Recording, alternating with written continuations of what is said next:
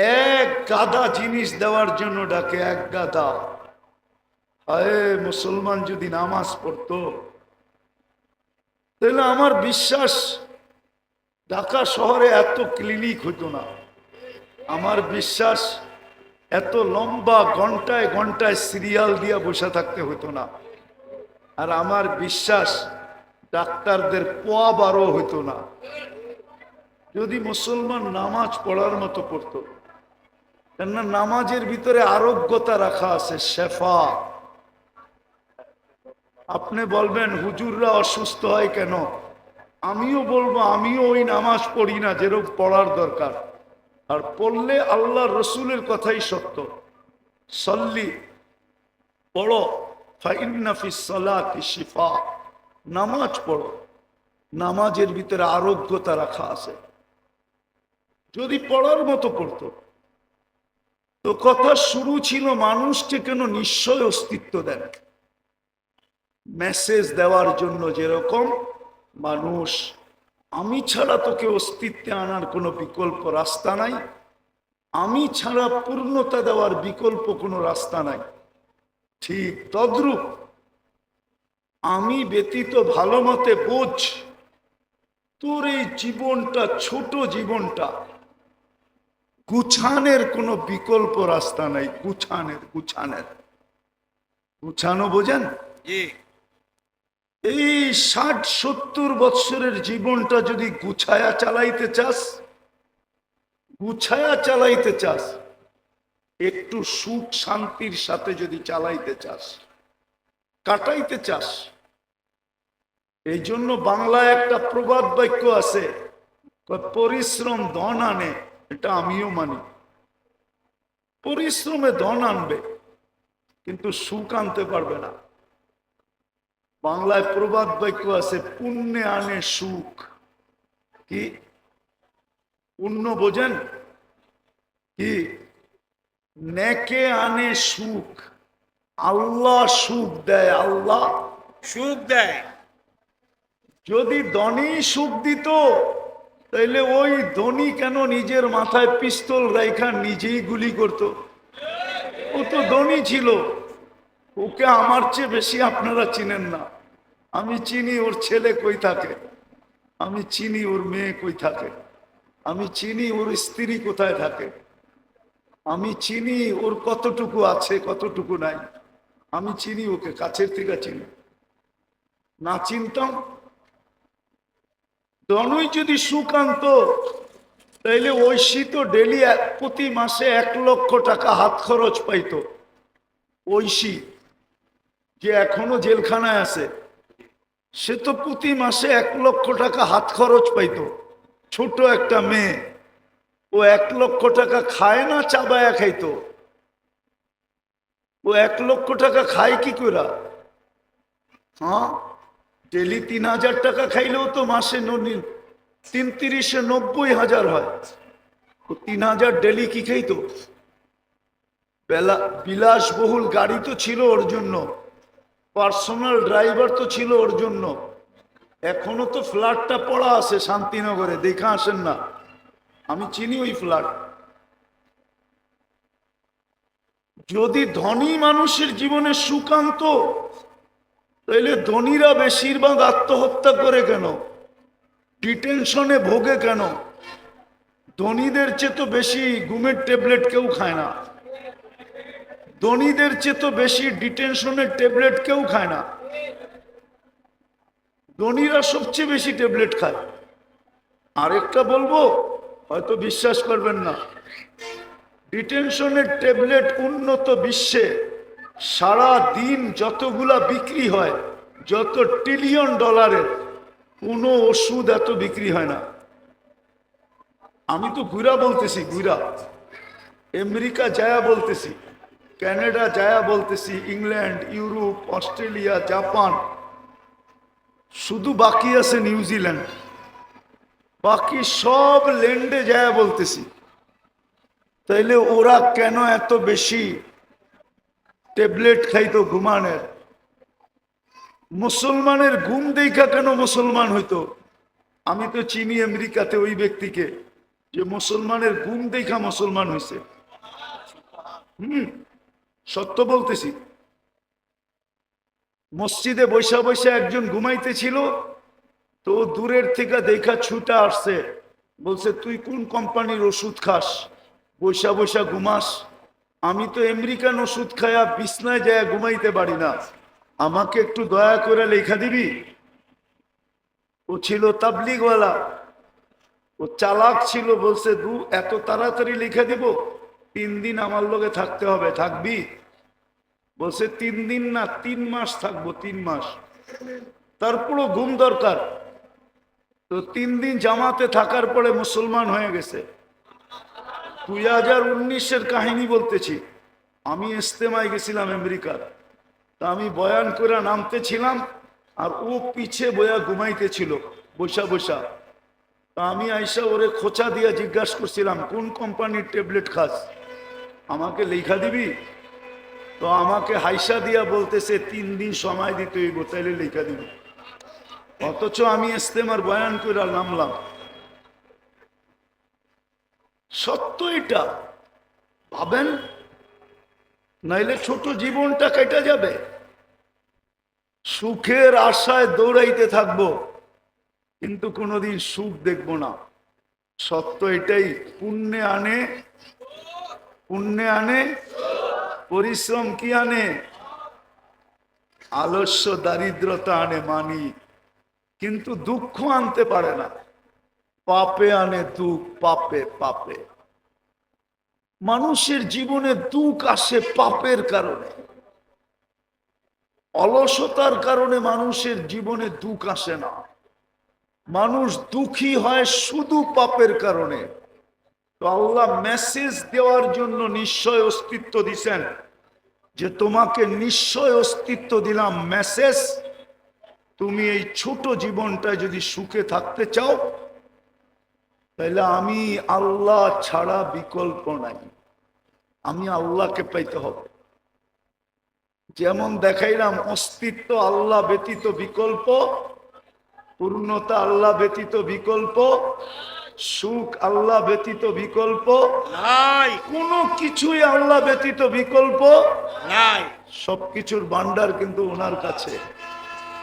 নাইলে দৌড়াইতে থাকবো, যেমন আজকে দৌড়াইতেছি। রাত্রেও তো এখান দিয়ে যাই, রাত্রেও যাই, 2টা 3টা 4টা বাজে, দেখি এই কাউন্টার গুলা সব খোলা, কর্মরত মানুষগুলা এখানে ব্যস্ত, চা বিক্রি হইতেছে, এটা হইতেছে, সেটা হইতেছে। সবাইকে যদি জড়ো করে জিজ্ঞাসা করি, রাত্রটা তো ঘুমের জন্য ছিল, তুমি কেন সজাগ? রাত্রটা তো ঘুমের জন্য ছিল। রাত্রের 1 ঘন্টা ঘুম দিনের 5 ঘন্টার ঘুমের সমান হয় না। ওয়াজআলনা লাইলা লিবাসা ওয়াজআলনা নাওমা সুবাতা। রাত্র বানানো হয়েছে ঘুমের জন্য, দিন বানানো হয়েছে ওয়াজআলনা নাহারা মাআশা। দিন বানাইছি আমরা কর্মের জন্য, কিন্তু সাইদাবাদ তো 24 ঘন্টা কর্ম করে, না করে না? 24 ঘন্টা কর্ম করে। যদি জিজ্ঞাসা করি কর্ম করো কেন, আচ্ছা বলেন, লাউড স্পিকার বাইরেও খোলা আছে, শীত তো শুরু হয়ে গেল, ঠিক না? 2 দিন পরে কনকনে হবে, ঠিক না? এই কনকনে শীতের রাত্রে ল্যাব গায়ে দিয়া 2 জনে ঘুমানো সবচেয়ে মজা। 2 জন বলছি, কিন্তু ল্যাব গায়ে দিয়া 2 জনে ঘুমানো সবচেয়ে মজা, না সাইদাবাদের কাউন্টারে বইয়া টিকিট বেচা মজা? মানুষ হিসাবে বলেন কোনটা মজা? হ্যাঁ, শীতের দিন, কনকনে শীতের দিন, সকালবেলা ল্যাপের ভিতরে 2 জনে ঘুমানো মজা, না সকাল সকাল ওইটা রাস্তা দিয়ে হাঁটতে হাঁটতে কর্মের দিকে যাওয়া মজা? কোনটা মজা? আরে বলেন না। ঘুমে মজা। কিন্তু ওকে যদি জিজ্ঞেস করি, ও বলবে সুখের জন্যই তো এখানে বসে আছি। কিসের জন্য? সুখের জন্য। তো সুখ ছাইরা সুখের জন্য বসে আছে। আপনি আমাকে যুক্তি দিয়া বুঝান, এটা কোন যুক্তি? সুখ তো মিলে না, সুখের আশাই তো ছুটতেছে। শীতের দিন তো সকালবেলা ফজরের পরে দেখি, আমি তো খিলগাঁই থাকি, ঢাকা শহরেই থাকি, রাস্তাগুলার ভিতরে মানুষের স্রোত যখন দেখি সকালবেলা, তো নিজের মনটাই বলে হায় সুখের আশায় সুখ ছাইড়া কনকনে শীত গায়ে নিয়া ছুটতেছে সবাই। কিন্তু সুখ তো এখানে নাই। মানুষকে আল্লাহ এই মেসেজ দেওয়ার জন্য নিশ্চয় অস্তিত্ব দিছেন যে মানুষ বোঝ, তোকে নিশ্চয় অস্তিত্ব দিলাম, পূর্ণতা আমি ছাড়া বিকল্প কোনো রাস্তা নাই, অস্তিত্ব আমি ব্যতীত বিকল্প কোনো রাস্তা নাই, তোকে স্বয়ং সম্পূর্ণ করা আমি ব্যতীত বিকল্প কোনো রাস্তা নাই। বিজয় তোর দিলের ভিতরে গাত, এই ছোট জীবনটাও সুখী হওয়ার জন্য আমি ব্যতীত বিকল্প কোনো রাস্তা নাই। এই জন্য আল্লাহ মেসেজ দেওয়ার জন্য নিশ্চয়। দ্বিতীয়টাও বুঝাইতেছি, শেষ জায়গায় চলে আসছি, দ্বিতীয়টাও শেষ জায়গায় চলে আসছি, দ্বিতীয়টাও বুঝাইতেছি। এই জীবনটাই তো জীবন না, 60-70 বছর, তারপর চলে যেতে হবে। যেটা চিরদিন, ওইখানেও ওইখানেও ওইখানেও যদি সুখ পাইতে চাই, আর যদি বলি প্রবাদ বাক্য, নগদ যা পাও হাত পেতে নাও, বাকির খাতায় শূন্য থাক, তাইলে আপনাকে বুঝায় কোনো লাভ নাই।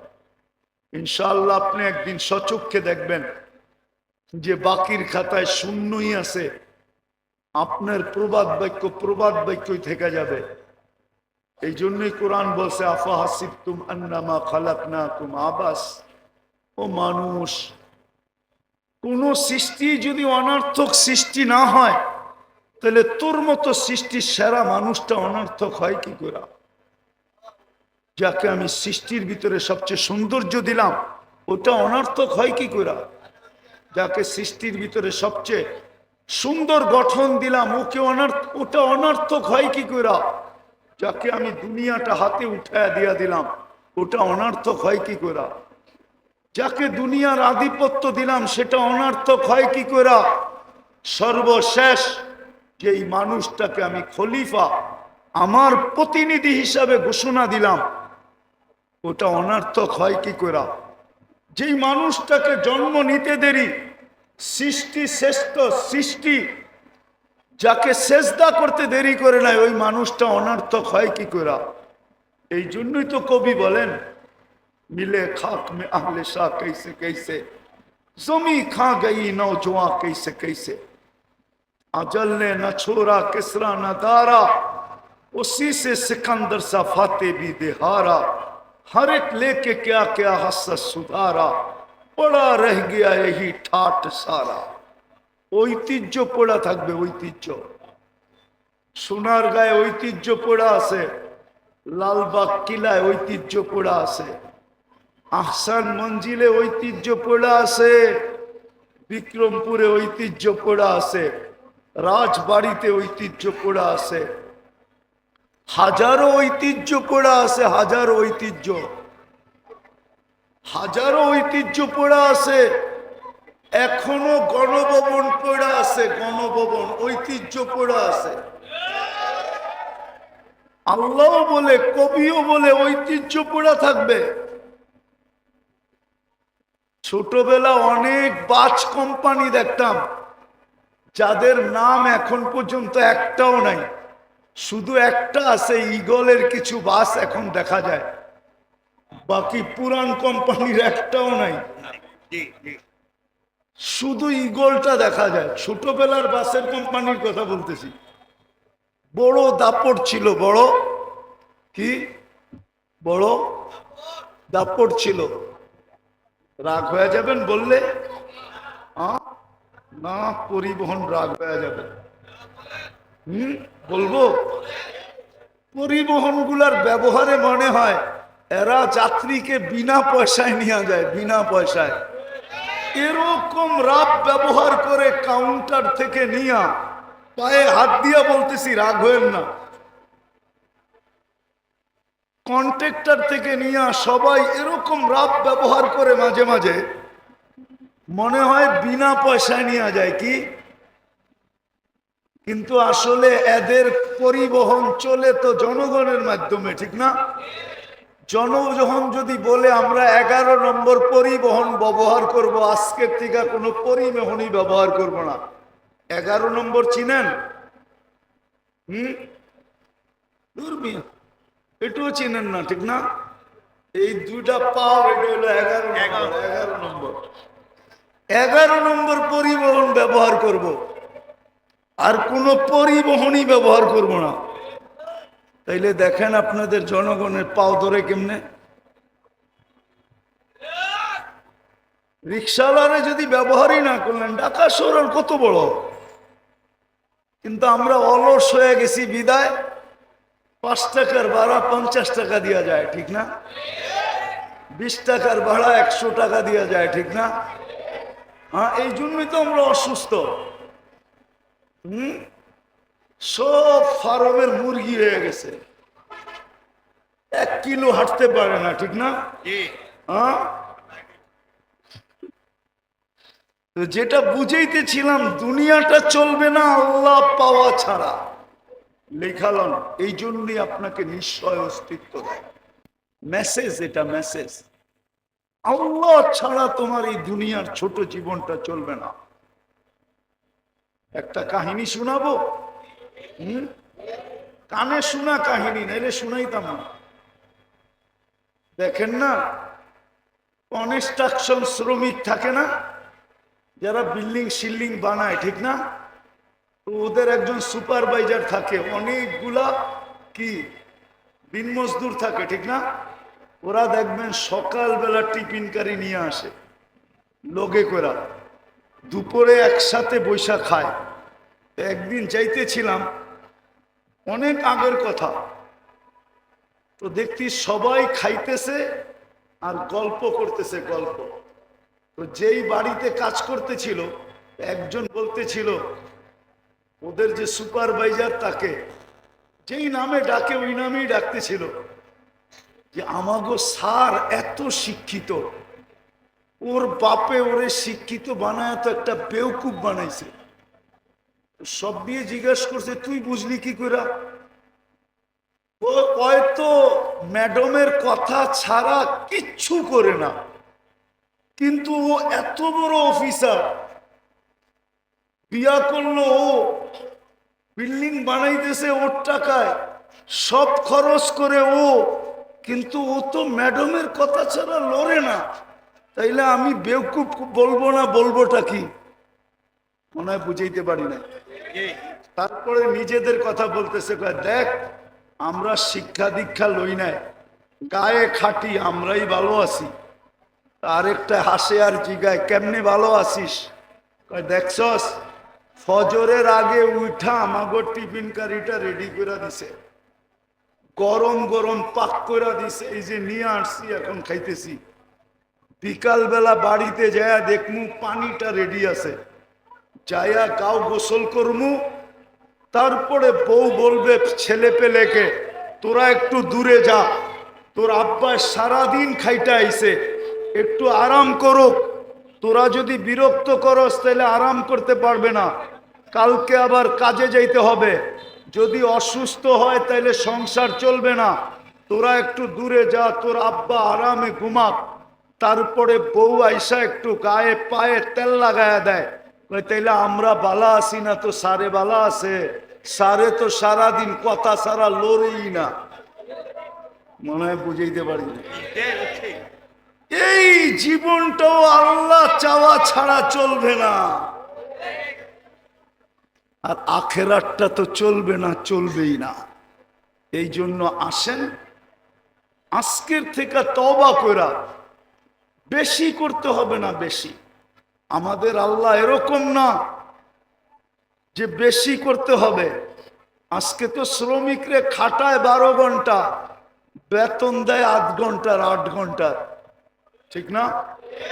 না 8 ঘন্টার দেয় না, 12 ঘন্টার দেয়। নাইলে এত আন্দোলন বেতনের লেগা কেন হয়? মালিক পক্ষ মনে করে আমি তো বিল্ডিং মাত্র নিউ ইয়র্কে একটা বানাইলাম, আর বাকি তো কানাডা রয়েই গেল, অস্ট্রেলিয়া রয়ে গেল, ইংল্যান্ড রয়ে গেল, নিউজিল্যান্ড রয়ে গেল, জাপান রয়ে গেল, দুনিয়ার বড় বড় জায়গায় বিল্ডিং বানানো রয়ে গেল। তোকে এত বেতন দিমু কেন? আমি আগে বিল্ডিং বানায় লই, ঠিক না? তাইলে শ্রমিকের আন্দোলন হইতো কেন? মালিক পক্ষ যদি মনে করত যে শ্রমিকের মাধ্যমে আমার এই কি আমার এই অবস্থান, শ্রমিক না হইলে তো আমার এই অবস্থান হইতো না। শ্রমিক যদি না পাইতাম তো আমি ফ্যাক্টরি খুলতাম কোত্থেকে? শ্রমিক যদি না হইতো আমি পরিবহন চালাইতাম কোত্থেকে? সে যদি শ্রমিককে এহসান মোহসেন মনে করত, তাইলে তো শ্রমিকের উপরে নির্যাতন হইতো না, শ্রমিক আইনের প্রয়োজন ছিল না। রাগ হয় না মালিক পক্ষ আবার। তো যেটা বুঝাইতেছিলাম আল্লাহ পাওয়া ছাড়া আমাদের জীবনটা চলবে না। আল্লাহ বেশি চান না। আল্লাহকে রাজি করা অনেক সহজ। শুধু একটা জিনিসই যদি আজকে করতে পারি, প্রথমে যদি তওবা করতে পারি, নিজেকে তওবায় অভ্যস্ত বানাইতে পারি, যে আমি সকাল বিকাল যখনই মনে উঠব তখনই মুখ দিয়া বলবো আল্লাহ আমার তওবা, আল্লাহ আমি তওবা করলাম। আল্লাহ তওবা খুব পছন্দ করেন। দ্বিতীয়, এই উম্মতের জন্য বেশি কিছু করতে হবে না, 5 ওয়াক্ত নামাজ পড়লেই যথেষ্ট। পারবেন পড়তে? পাক্কা পারবেন? নামান। আর একটা পরিবেশকে টিকায় রাখতে হবে, তাইলে দেখবেন আমরা সমস্ত বিপর্যয়ের থেকে বেঁচে থাকবো। যেমন বাংলাদেশ বেঁচে আছে শুধু একটা কারণে, নাইলে বাংলাদেশের বিপর্যয়ের কথা পেপারে একবার আসে নাই, একাধিকবার আসছে। মিডিয়ায় হাজারো বার বলছে যে বাংলাদেশে বিপর্যয় ঘটবে, কিন্তু বাংলাদেশে কোনো বিপর্যয় আজ পর্যন্ত ঘটে নাই। আর আমার বিশ্বাস পরিবেশ যতদিন থাকবে অতদিন ঘটবে না। করোনার সময় সবাই চিৎকার দিছে বাংলাদেশের মতো বিপর্যয় কোথাও হবে না। আপনারা ব্যারিস্টার সুমনের বয়ান শুনছেন করোনার সময়? ওর বয়ান দেখেন। করোনার সময় ও চ্যালেঞ্জ করে বলছে বাংলাদেশের মতো বিপর্যয় কোথাও ঘটবে না, বাংলাদেশে মাটি দেওয়ার মতো লোক পাওয়া যাবে না। কিন্তু করোনায় বাংলাদেশে কোনো বিপর্যয় ঘটে নাই।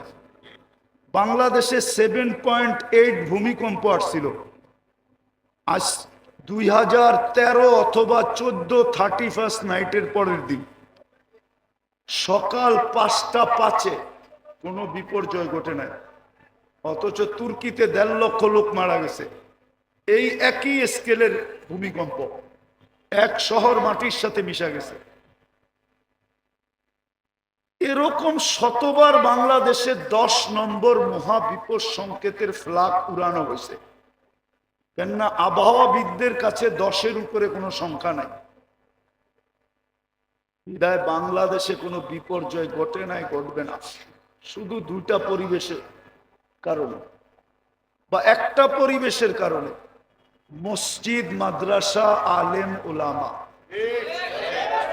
শুধু এই পরিবেশটার কারণে। আমি ঘুরা বলতেছি, কিন্তু আমার কথা হয়তো আমার শিক্ষিত সমাজ মানবে না। আমার কথা হয়তো যারা বর্তমান টেকনোলজির যুগে টেকনোলজিকে মাথায় নিয়ে চলে ওরা মানবে না, কিন্তু যারা আধ্যাত্মিককে মাথায় নিয়ে চলে ওরা মানবে। কেননা এখানে ধারা 2টা, একটা হলো বিজ্ঞানের ধারা, একটা হলো টেকনোলজির ধারা, আর একটা হলো আধ্যাত্মিক ধারা। আধ্যাত্মিক ধারা নিয়ে যারা চলে তারা আমার কথা মানবে। এই পরিবেশের কারণে আমার দেশে বিপর্যয় হয় না, হবেও না। দেখা যাবে যে বিপর্যয় হবে, কিন্তু ইনশাআল্লাহ হয় না, আর কোনোদিন হবেও না। হবেও 5 তারিখের পরেও তো ভাবছিলাম কি জানি হবে, ঠিক না? সব ভাঙ্গা পড়ছিল না, এরকমই তো, ঠিক না? কিন্তু আস্তে আস্তে সামলায় উঠছে না উঠে নাই? স্বাভাবিক হয়েছে না হয় নাই? না হয় নাই? আরে হয়েছে, হয়তো একটু বাকি আছে, ওটো হবে, ওটো হবে, কিন্তু বিপর্যয় আমার বিশ্বাস হবে না যদি এই পরিবেশটাকে ধরে রাখি, ওই পরিবেশটার সাথে সংযুক্ত থাকি। মসজিদ, মাদ্রাসা, আলেম, ওলামা। পারবেন? হ্যাঁ পারবেন? এটাও একটা মাদ্রাসার আয়োজন। আপনাদের কাছে যদি কখনো সাহায্যের হাত পাতে, কিন্তু আমার বিশ্বাস মনে হয় পাতবে না। যেই ফ্যামিলির মাদ্রাসা, এরা যদি ইচ্ছা করে, আল্লাহ এদেরকে যতটুকু দিছে ইচ্ছা করে, কিন্তু এরা হাত পাততে পারে মনে হয় এই জন্য, অন্যদেরকে সংযুক্ত করার জন্য, অন্যদেরকে সংযুক্ত করার জন্য, সংযুক্ত। আল্লাহ তো এটাই প্রশ্ন করবে, তুমি আমারটা দিয়া বাহাদুর, এই দেহটা কার? আল্লাহ। আচ্ছা, যুবক বাহাদুর কার যৌবন দিয়া? কি বলেন না? আল্লাহ। সুন্দরী মডেলিং কার সৌন্দর্য দিয়া? আল্লাহ। সৌন্দর্যই তো লাগে মডেলিং এর জন্য, ঠিক না? না মডেল সবাই হইতে পারে না? মনে হয় বোঝেন না আপনারা। আরে মডেলিং হইতে হইলে কি লাগে? সৌন্দর্য লাগে না? হ্যাঁ। সৌন্দর্য কার দেওয়া? আল্লাহ। না ওর বাপ মা বাজার থেকে কিনা আইনা সেট করছে? বলেন না? না প্লাস্টিক সার্জারি করছে পুরা শরীর? তাও তো না, কার দেওয়া? আল্লাহ। তাহলে ঠিক যে যেখানে কর্মরত, ওকে কর্মযোগ্য কে বানাইছে? আল্লাহ। যদি না বানাইতো কিছু হইতো না। তো কি করে বলে যে আমি তো কর্ম করতেছি, আমি ব্যস্ত, আই এম ভেরি বিজি, আমি আপনার ডাকে সাড়া দেই তো দেই কি করে? ও কর্মযোগ্য বানানোটা ভুল হয়েছে, ঠিক না? এটাই মনে হয়। নাহলে ও সাড়া দেয় না কেন? রোডওয়ালা যদি রোডেই নামাজের জন্য দাঁড়াইতো, তাহলে হয়তো রোড থাইমা যেত, নামাজের পরে আবার খোলা যেত, ঠিক না? কত আন্দোলনেই তো রোড সারাদিন থামা থাকে, ঠিক না? আপনাদের ফ্লাইওভার কি মাঝে মাঝে থামে না? লম্বা জাম হয় না? না হয় না? না, এটা 24 ঘন্টা চলতে থাকে। মাঝে মাঝে তো আমরাও 2-1 ঘন্টা কাটায় দিই ফ্লাইওভারের উপরে। 10 মিনিটের জন্য যদি থেমা যেত। কিন্তু ওকে বলে সবাই যেন বুঝাইতে চাইতেছে, তুমি আমাকে যোগ্যতা সম্পূর্ণ বানানো, এটা তোমার ভুল। তুমি আমাকে শ্রেষ্ঠ কেন বানাইলে? তুমি আমাকে সৌন্দর্য কেন দিলে? তুমি আমাকে কর্মযোগ্য কেন বানাইলে? যুবকও যেন বুঝাইতে চায়, আমি আকর্ষণের পাত্র কেন বানাইলা? আমাকে তৃতীয় লিঙ্গ বানাইতা, তাই ভালো ছিল, মানুষ দেখতো আর খালি হাততালি দিত। অন্য ভাষায় বুঝাইলাম, এটাই মনে হয় ভুল হয়ে গেছে। এটা আসেন শেষ জায়গায় চলে আসছি, আর লম্বা করতে চাইতেছি না। মানুষকে আল্লাহ নিশ্চয় দিছেন একটা মেসেজ বুঝানোর জন্য, যে মানুষ ভালো মতে বোঝো, আমি ছাড়া যেরকম তোমার অস্তিত্বের কোনো বিকল্প চিন্তা ছিল না, আল্লাহ ব্যতীত মানুষের অস্তিত্বের কোনো বিকল্প চিন্তা আছে না নাই? আছে? আল্লাহ ছাড়া মানুষকে অস্তিত্ব দিতে পারবে কিনা? কোনো বিকল্প চিন্তা আছে কিনা? আল্লাহ বলে, আমি ছাড়া যেরকম তোমার অস্তিত্বের বিকল্প চিন্তা নাই, আমি ছাড়া যেরকম তোমার পূর্ণতার বিকল্প কোনো চিন্তা নাই, চিন্তাধারা নাই, যে মানুষকে যদি আল্লাহ শারীরিক পূর্ণতা না দিত, না দেন, তাহলে দুনিয়ায় আসার পরে টাকার বলে যদি পূর্ণতা নিতে পারতো, তাইলে বহুত প্রধানমন্ত্রীদের ঘরেও এরকম বাচ্চা কাচ্চা আছে যেটা মার পেটের থেকে পূর্ণতা নিয়ে আসে নাই। কিন্তু প্রধানমন্ত্রীর টাকার পাহাড় থাকা সত্ত্বেও উনি দুনিয়াতে ওনার ঘরের বাচ্চার পূর্ণতা নিতে পারেন নাই। আঙ্গুল দিয়া দেখাবো, 2-4টা দেখানো যায়, নাম সহ দেখানো যায়, নাম সহ। পূর্ণতা নেওয়ার কোনো সুযোগ নাই। তো আল্লাহ বুঝাইতে চাইতেছেন, আমি ছাড়া তোমার অস্তিত্বের যেরকম কোনো বিকল্প চিন্তাধারা নাই। মানুষ চিন্তা করছিল, চিন্তা যে মার পেট ছাড়া টেস্ট টিউব বেবি বানাবে, টিউবের ভিতরে বানাবে, টিউবের ভিতরে, মার পেট ব্যবহার করবে না। কিন্তু বিজ্ঞান বানাইছিলেন, কিন্তু পরে দেখছেন যে এটা দিয়া কোনো কর্ম করা যাবে না। যেরকম যদি বুঝাই, বুঝবেন কিনা জানি না, ঢাকা শহরে বাস করেন তো, গ্রামগঞ্জে যান না, কোত্থেকে বুঝবেন। গ্রামে অবেলা যদি মেয়ের জামাই আসে, তো শ্বশুর শাশুড়ির মুরগি ধরতে যায়, গ্রাম্য মুরগি ধরতে যায়, দেশি মুরগি ধরতে যায়, মাঝে মাঝে কাপড়ও খুলা যায়,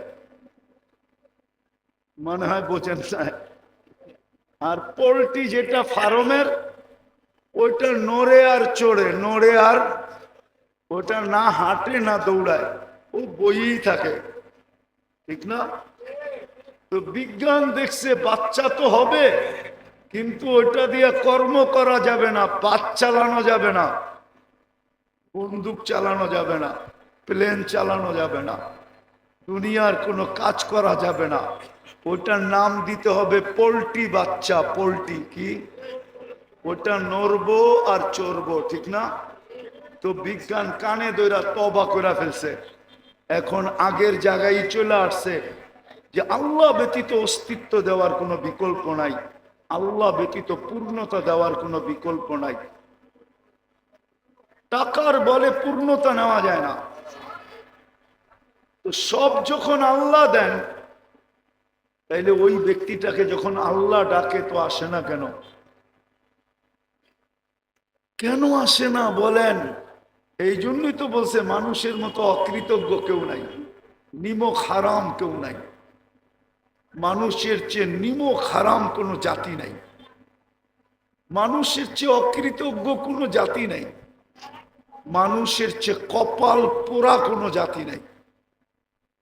বরং দেখা যায় মাঝে মাঝে কিতাব ঘাটলে দেখা যায় মানুষের চেয়ে নিকৃষ্ট কেউ নাই।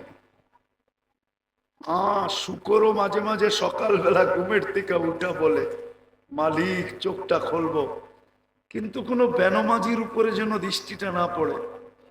আল্লাহ জিজ্ঞেস করে, কেন? তো বেনমাজি আমার চোখে আমার চেয়ে নিকৃষ্ট। তো যুক্তি জিজ্ঞাসা করে, কোন যুক্তিতে? তো আমি তো উঠেই তোমার প্রশংসা করি, আর তুমি ওকে ডাকো, তারপরে ও আসে না। তুমি ওকে ডাকো, আর আল্লাহ ডাকে কেন?